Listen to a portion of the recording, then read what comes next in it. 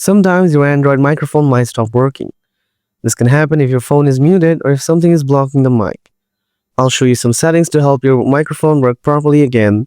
Let's get started. Step 1. Check your microphone permissions. Often, the issue isn't the phone, but the app permissions. Here's how to check. First, open your settings and go to Security and Privacy. Scroll down and tap on Controls and Alerts. Here you can see the microphone access option. Make sure it's turned on.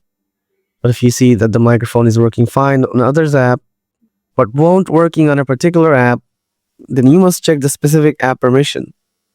To do that, tap back. And under Privacy, tap on Microphone. Now at the top right corner, tap on the three dot and tap on Manage your app with this permission. Now scroll through this list and tap on the app where microphone is not working. Like here, I tap on the TikTok app, and here you can see Don't Allow is selected. Now select Allow Only while using the app.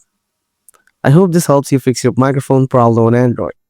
If this video was useful, please like and subscribe to my channel. Thanks for watching, and I'll see you in the next video.